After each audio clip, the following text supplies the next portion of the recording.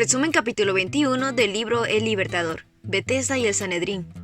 Dentro de la ciudad, cerca de la puerta de las ovejas, se encontraba el estanque de Betesda, que tenía 5 pórticos cubiertos. Una multitud de enfermos, ciegos, cojos, paralíticos estaban tendidos en los pórticos.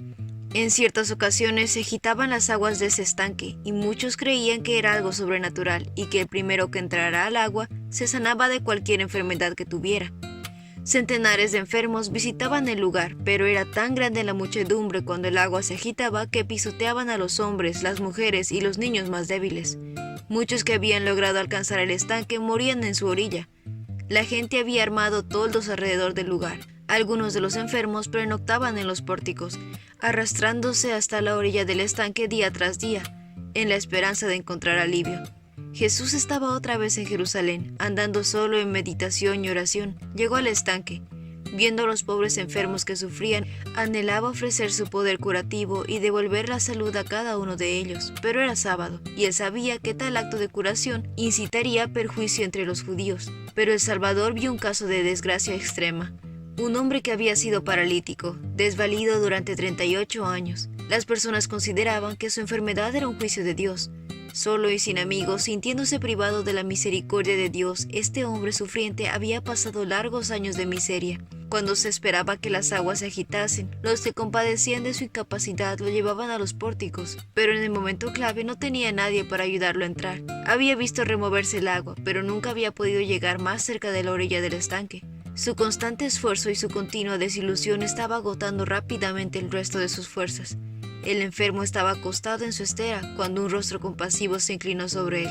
Las palabras «¿Te gustaría recuperar la salud?» atrajeron su atención. Sintió que de algún modo iba a recibir ayuda, pero el brillo de esas palabras de ánimo pronto se apagó.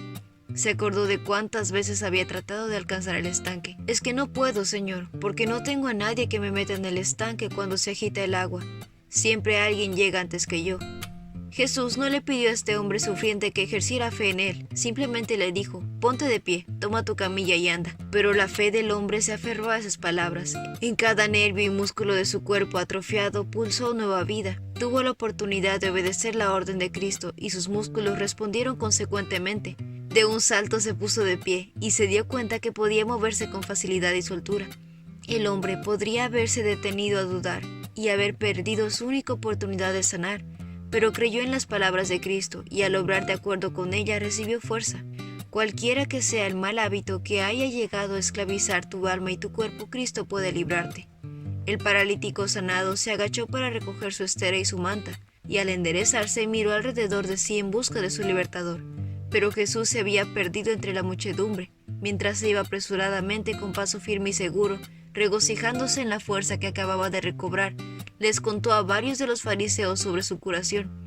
Les sorprendió la frialdad con lo que le escuchaban.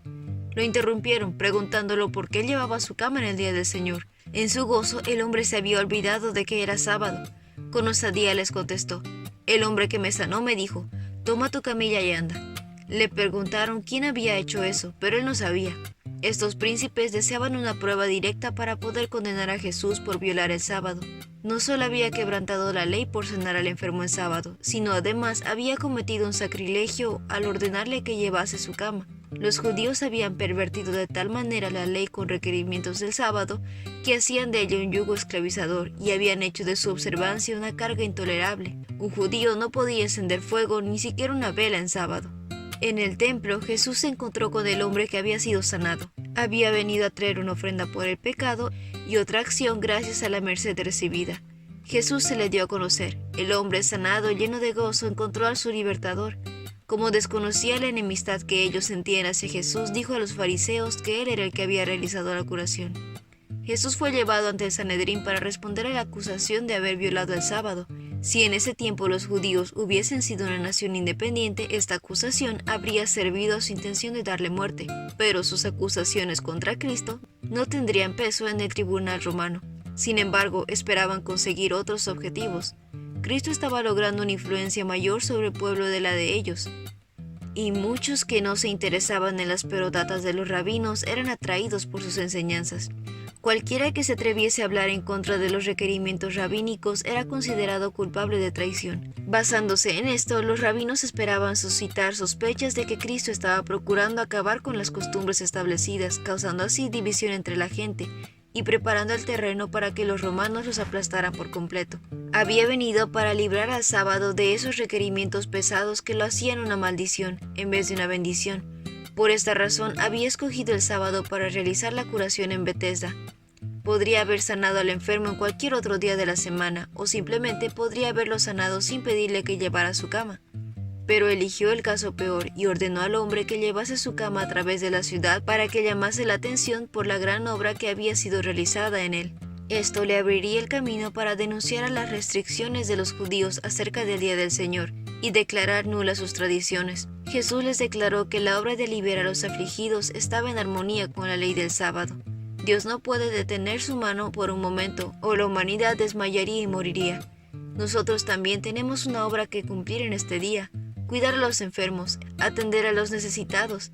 El santo día de reposo de Dios fue hecho para nosotros. Dios no desea que sus criaturas sufran una hora de dolor que pueda ser aliviada en sábado. La ley del sábado prohíbe el trabajo secular en el día de reposo del Señor.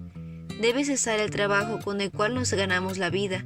En ese día no es lícito ningún labor que tenga por fin el placer mundanal o el lucro.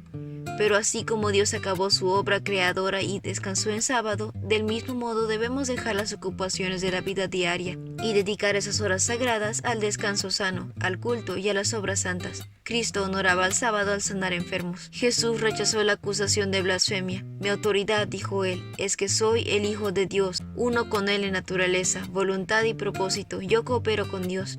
El Hijo no puede hacer nada por su propia cuenta, solo hace lo que ve que el Padre hace. Los sacerdotes y los rabinos reprendían al Hijo de Dios por la misma obra que había sido enviado a hacer en este mundo. Los saduceos creían que no habría resurrección del cuerpo, pero Jesús les dijo que una de las mayores obras de su Padre era la de resucitar a los muertos, y que Él mismo tenía el poder para hacerlo. El humilde Nazareno se elevó por encima de la humanidad, se quitó la apariencia del pecado de vergüenza, y se reveló como el Hijo de Dios, uno con el Creador del universo. Sus oyentes quedaron mudos del asombro. Nadie habló jamás palabras como las suyas, ni tuvo un porte de tan real majestad. Sus declaraciones eran claras y explícitas. Los sacerdotes y los príncipes habían querido tomar el papel de los jueces para condenar la obra de Cristo, pero Jesús se declaró juez de ellos y de toda la tierra. Ya se acerca el tiempo en que todos los que están en las tumbas oirán la voz del Hijo de Dios y resucitarán. Los que hicieron el bien resucitarán para gozar de vida eterna, y los que continuaron su maldad resucitarán para sufrir el juicio.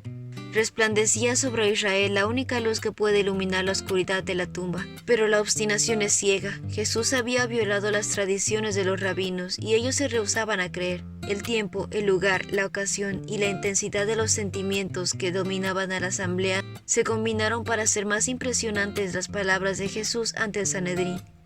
Las más altas autoridades religiosas de la nación procuraban matar al que se declaraba el restaurador de Israel. Habían citado ante un tribunal al Señor del sábado para responder a la acusación de violar el sábado. Sus jueces lo miraron con asombro e ira, pero sus palabras eran incontestables. Negó a los sacerdotes y los rabinos el derecho a interrumpir su obra. No aceptó declararse culpable de estas acusaciones ni de ser instruido por ellos. En vez de disculparse, Jesús reprendió a los príncipes por su ignorancia en las Escrituras.